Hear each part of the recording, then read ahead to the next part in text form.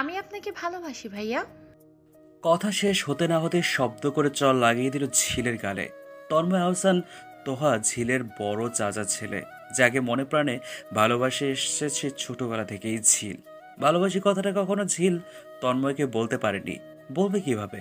তন্ময় যে খুব রাগী স্বভাবের ছেলে। যদি বলার পর তন্ময় আর ঝিলের সাথে কথা না বলে, যদি ঝিলের ভালোবাসা মেনে না নেয়, তাহলে কিভাবে ঝিল তন্ময়ের সামনে আসবে? সেই সব কথা ভেবেই ঝিলের কখনো বলা হয়নি আমি আপনাকে ভীষণ ভালোবাসি তন্ময়। কিন্তু আজ যে ঝিলকে বলতে হবে তন্ময়ের জন্য মেয়ে দেখা হচ্ছে। বয়স তো কম হয়নি তন্ময়ের, সবার বড় ছেলে, তার উপর বাসায় আরো ছেলে রয়েছে। একে একে সবারই বিয়ে করা হবে, বিয়ে করানো হবে। আগামীকাল তন্ময়ের জন্য এক পাত্রী দেখতে যাবে সবাই মিলে। তাই তো সবাই মিলে একত্রিত হয়েছে। সবার ধারণা মেয়ে তন্ময় দেখলেই পছন্দ করে ফেলবে। বাকি সবারই পছন্দ হয়েছে। আর তন্ময় কাল দেখলেই সব ঠিক থাকলেই কাল রিং পরিয়ে রাখা হবে। আর সামনের সপ্তাহেই বিয়ে। তাই তো ঝিল সব ভুলে তার ভালোবাসার কথাটা তন্ময়কে বলতে এসেছিল। কিন্তু বলার শেষ না করতে ঝিলের গালে পরপর দুটো থাপ্পড় লাগায় তন্ময়। লজ্জা লাগে না ভালোবাসার কথা বলতে এসেছিস? হ্যাঁ, তুই কি আমার বউ হওয়ার যোগ্য? কোন মুখ নিয়ে আমায় বলতে এসেছিস? নিজেকে নিয়ে ভেবেছিস কখনো? হ্যাঁ, আমি যে মেয়েকে দেখতে যাচ্ছি সেই মেয়ে কি করে জানিস? হাই স্কুলের টিচার, অনেক শিক্ষিত, আর দেখতেও মাশাল্লাহ। তুই সবে মাত্র কলেজে ভর্তি হয়েছিস। আমার বিজনেস সম্পর্কে ধারণা আছে তো? তবে কোন সাহসে আমাকে ভালোবাসার কথা বলতে এসেছিস? বোন বলে সবসময় তোকে আদরে রেখেছি, বাকি সবার থেকে তোকে একটু বেশি আদর করে ফেলেছি। কারণ সবার মা থাকলেও তোর মা বেঁচে নেই। তুই সব সময় একা একা থাকতি, ছোট কাকাও বিজনেসের কারণে তোকে সময় দিতে পারতো না, তাই একটু বেশি ভালোবাসা দিয়েছি তোকে। আর তুই, ছি, এই মুহূর্তে তুই আমার সামনে থেকে চলে যা, আর কখনো আসবি না। ঝিলের পা যেন থমকে আছে। কি বলছে এসব? তন্ময় না হয় বলবে সে চায় না ঝিলকে বউ হিসেবে, কিন্তু এত কিছু বলার কি দরকার ছিল? আর কখনো কি ঝিল তন্ময়ের সামনে আসতে পারবে? মনে মনে ঝিল নিজেকেই বকে যাচ্ছে। কি জন্য সে তন্ময়কে বলতে এসছে? হ্যাঁ, এতগুলি বছর তো ঝিলকে উপরে ভালোবেসে এসছে। কই, তন্ময়কে তো বলতে হয়নি। নীরবে ভালোবেসছে। আর যদি তন্ময় অন্য কাউকে বিয়ে করতে চায় তাহলে করুক না। তন্ময় তো তার মনের মাঝে সবসময় থাকবে, যখন ইচ্ছে ভালোবাসতে পারবে। কিন্তু আজ এত কিছু শোনার পর যে মনে মনে ভালোবাসতে তন্ময়কে অপরাধ কাজ করবে ঝিলের, সে তো এখন জেনে গেল তন্ময় ঝিলকে সহ্যই করতে পারে না। তাহলে আর কিছু না ভেবে ঝিল ছাদের থেকে চলে যাওয়ার জন্য ঘুরে দাঁড়িয়ে যায়। চোখ তখন নোনা জল ফেলতে ব্যস্ত। তন্ময়ের মুখের দিকে তাকাতে আর সাহস পায়নি ঝিল। ভাইয়া, কেন মারলি ঝিলকে? কেন ফিরিয়ে দিলি? তুই কি নিজেও ঝিলকে ছাড়া থাকতে পারবি? তন্ময় সামনে দাঁড়িয়ে থাকা নিজের ছোট বোনকে দেখে এবার ভেঙে পড়ে, দু চোখ বেয়ে পানি ফেলতে থাকে। নিপা এসে জড়িয়ে ধরে তন্ময়কে। তার ভাই যে ঝিলকে কতটা ভালোবাসে তা একমাত্র নিপা আর তার মা জানে। সবাই মিলে বসে আছে বসার ঘরে। তন্ময়ের বাবা তোফায়েল আহসান চার ভাইয়ের মাঝে সবার থেকে বড় তিনি। ছেলে মেয়ে বলতে তার তন্ময় আর নিপা। তন্ময় বাবার বিজনেসের পাশাপাশি নিজেও বিজনেস করছে। মূলত তার বিজনেস করতে ভালো লাগে। বিভিন্ন গাড়ির পার্টস তৈরি থেকে গাড়ি বানানোর সব রকমের বিজনেস রয়েছে। তোফায়েলের স্ত্রীর নাম আমেনা। তোফায়েলের ছোট তালেব আহসান। ওনার তিনজন ছেলে মেয়ে, দুই মেয়ে আর এক ছেলে, রুমা, রুমি আর রনিত। রনিত তো তন্ময়ের সাথে বিজনেস করছে আর তালেব ভাইদের সাথেই জব করছে, কারণ সবাই ফ্যামিলি বিজনেসের সাথে সংযুক্ত রয়েছে বেশিরভাগ। তালেবের স্ত্রীর নাম রাহেলা। তালেবের ছোট রায়হান আহসান। রায়হানের শুধু এক মেয়ে, ওর নামই ঝিল আহসান। ঝিলের যখন 3 বছর বয়স তখন ঝিলের মা মারা যায় ক্যান্সারে আক্রান্ত হয়ে। এরপর রায়হান আর বিয়ে করেননি, কারণ তিনি তার স্ত্রী ঝিনুককে নিজের থেকেও বেশি ভালোবাসতেন। ঝিনুককে ভুলে ঝিনুকের জায়গা তিনি অন্য কাউকে দিতে চান না। আহসান পরিবার সবার ছোট ছেলে আবির আহসান, তার 4জন ছেলে মেয়ে, নেহা, রিয়া, রিক্ত, অর্ণব। সবাই মিলে বসে কালকে কি হবে সেই নিয়ে আলোচনা করছিল। শুধু ঝিল আর তন্ময় ছিল না, সেজন্য নিপা ঝিলের রুমে গিয়েছিল ঝিলকে ডাকার জন্য, কিন্তু পায়নি। তাই বাসার ছাদের দিকে যাচ্ছিল, কিন্তু গিয়ে যা দেখছে তা দেখে ভাইয়ের সাথে সাথে নিজের চোখে জল এসেছে। এতদিন নিপা শুধু জেনেছে তন্ময় একাই পাগলের মতো ঝিলকে ভালোবাসে, কিন্তু আজ জানতে পেরেছে শুধু তন্ময় নয়, ঝিলও তার ভাইকে ভালোবাসে। কিন্তু ওদের ভালোবাসে কি কখনো মিলন হবে? বিষিয়ে তুলছে নিজের মনকে নিপা। নিপার ছোট ঝিল। ঝিল, রুমি, নেহা প্রায় সমবয়সী, তবে রুমি একটু গম্ভীর স্বভাবের হওয়াতে সবসময় একা থাকতে পছন্দ করে। নিপার সাথেই বেশি সময় কাটায় ঝিল আর নেহা। কখনো তবুও বুঝতে পারেনি নিপা যে ঝিল তন্ময়কে পছন্দ করে। পরের দিন বাসার সকলে মিলে রেডি হয়েছে। সকলে যাবে তন্ময়ের হবু বউ দেখতে। সবাই ধরেই নিয়েছে আজ একটা কিছু হবে। কারণ তন্ময় অনেক মেয়েকে নাকচ করে দিয়েছে, কিন্তু এই মেয়ের ছবি দেখার পর সরাসরি নাকচ করেনি। কেন করেনি তা শুধু নিপা বুঝতে পারছে। নিপা জানে আজ যাই হোক এই বিয়েও তন্ময় করবে না, কিছুতেই না, কোনো দিনও না, শুধুমাত্র পরিস্থিতি সামাল দিতেই যাওয়া মাত্র।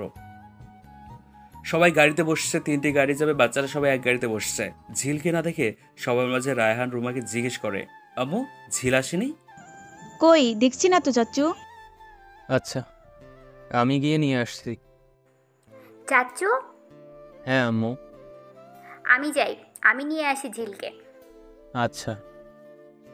ঝিল আর কত ঘুমাবি, উঠে পড়, সবাই নিচে তোর জন্য অপেক্ষা করছে, যাবি না? না আপি, আমার ভালো লাগছে না এখন। তোমরা আজকে যাও, আমি বিয়ের দিন যাব। ভালোবাসার মানুষের বিয়ে মানতে পারবি ঝিল? নিপার কথা শুনে লুকিয়ে রাখা কান্না এখন আবার বের হয়ে আসছে। নিপার বুকে ঝাঁপিয়ে পড়েছে ঝিল। আমি কিভাবে মেনে নেব আপু? আমি কিভাবে ভাইয়ার পাশে অন্য কাউকে মেনে নেব? আমি পারবো না আপু। আমি এভাবে কাঁদিস না ঝিল, তুই ফ্রেশ হয়ে আয়, আমরা নিচে অপেক্ষা করছি, আমি দেখছি কি করা যায়। আমি যাব না। তুই যাবি, চল। আমায় একটু একা থাকতে দাও প্লিজ আপু। আমি যেতে পারবো না। আমি ভাই কি হয়েছে আম্মু? দরজা খুলে দাও, আমি দেখছি। খুলছি চাচ্চু। ঝিল তুই ফ্রেশ হয়ে আয়। রায়হান নিপাকে নিয়ে ফিরে এসছে, বাকি সবাই বেরিয়ে পড়েছে, শুধু তন্ময় আর বাচ্চারাই আছে। তন্ময়, আব্বু তুমি গাড়ি চালাবে নাকি আমি? না চাচু, আমি নিয়ে যাই, তোমরা উঠে বসো। ফিরে এলে যে? ঝিল কই? ও যাবে না? না, ওর নাকি ভালো লাগছে না, বলছে তন্ময়ের বিয়ের দিন পাক্কা আগে আগে চলে আসবে। তন্ময় নিপার দিকে তাকিয়ে ড্রাইভে মনোযোগ দেয়। সে জানে ঝিল কেন আসেনি, তবে কি ঝিলকে বলা একটু বেশি হয়ে গেল? সারাদিন নিজের রুমেই ছিল ঝিল, বর্তমানে কেউ বাসায় নেই, সকলেই তন্ময়ের জন্য মেয়ে দেখতে গেছে। ঝিলের আর্তনাদ এ বাসার আর কেউ শোনেনি, তাই ঝিল এবার রুমের বাইরে গেছে। কাল রাত থেকে আজ দুপুর পর্যন্ত কিছুই খায়নি ঝিল।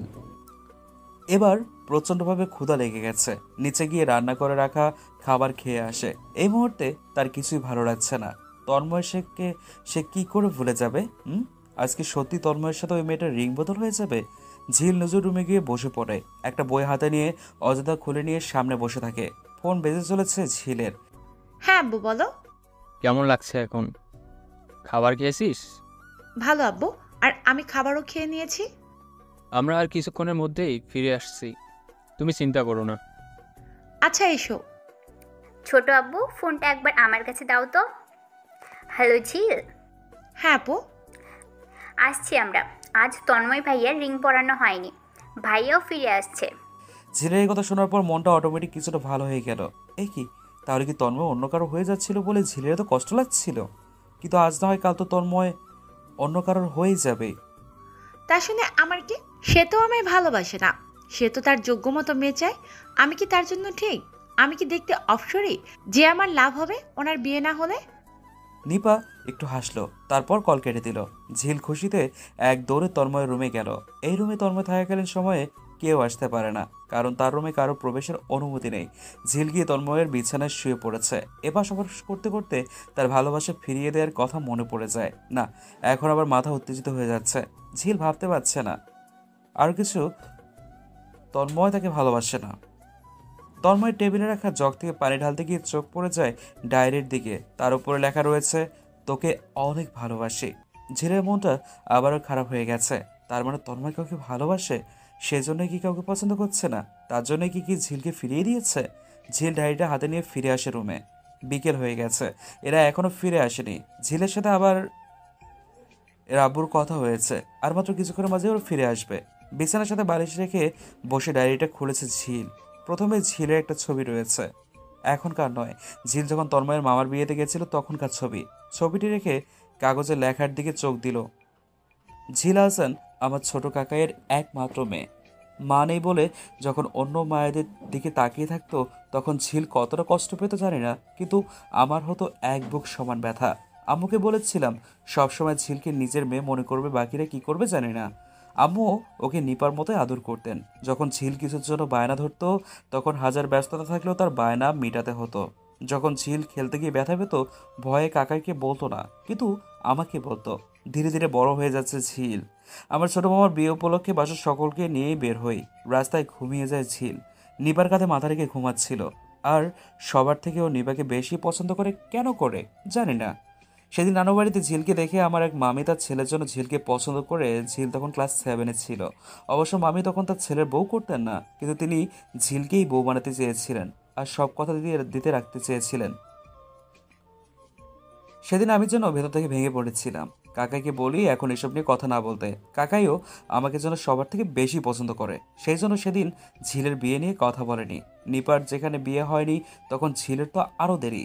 ঝিল যখন সাদা জামা পরে আমার সামনে দিয়ে গেল, সেদিন মনে হলো ঝিল আর বাচ্চা নেই, অনেক বড় হয়ে গেছে। একটা পিল তুলে রাখলাম, সাদা অপসরি। তারপর থেকে ঝিলের জন্য লং ড্রেস কেনা বারণ করেছিলাম, যেন কেউ বুঝতে না পারে ঝিল বড় হয়ে যাচ্ছে। সব সময় ঝিলের আশেপাশে থাকতাম।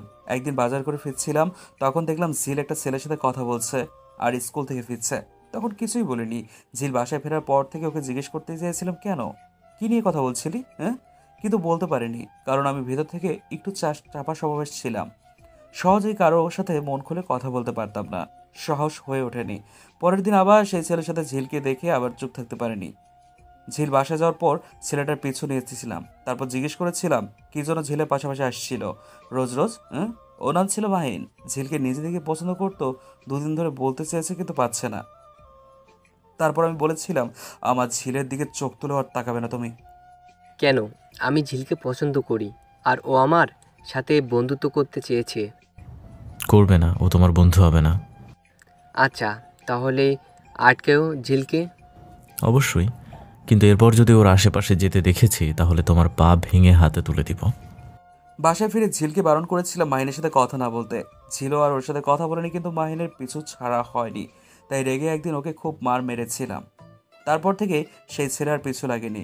ঝিলের আশেপাশে যেন কেউ না আসতে পারে তার জন্য রাস্তা রাস্তায় লোক রেখেছিলাম। সেই ঝিল দেখতে দেখতে বড় হয়ে গেছে। আমি নাকি গম্ভীর, তাই আমার সাথে ও তেমন কথা বলতে ভয় পায়। কিন্তু কেন? আমি কি মানুষ নই? আমি যে তার মুখ থেকে কথা শোনার জন্য পাগল হয়েছিলাম। সে প্রজাতির ন্যায় ঘুরে বেড়াতো, প্রজাপতির ন্যায় ঘুরে বেড়াতো, কিন্তু আমার সামনে আসতে ভয় পায় কেন? আমার সীমানায় কি তা আসা নিষেধ ছিল? তবুও ধীরে ধীরে ঝিল আমার সাথে সহজ হয়ে যায়। এখন আর আগের মতো ভয় পায় না। বাকি সবার থেকেও একটু বেশি মিশতে শুরু করে, আর যার কারণে ঝিলের বেশিরভাগ সময় কাটে তন্ময়ের সাথে। এরপর একদিন বাবাকে বলেছিলাম আমি ঝিলকে বিয়ে করতে চাই। সেদিন বাবা আমাকে থাপ্পড় দিয়ে বলেন, হ্যালো বন্ধুরা, পরবর্তী পার্ট খুব তাড়াতাড়ি আসবে, তো সবাই অপেক্ষায় থাকো। আর চ্যানেলটি যারা এখনো সাবস্ক্রাইব করোনি তারা পরবর্তী পার্ট দেখার জন্য চ্যানেলটি সাবস্ক্রাইব করে রেখো। ধন্যবাদ সবাইকে, আমাদের সাথেই থেকো।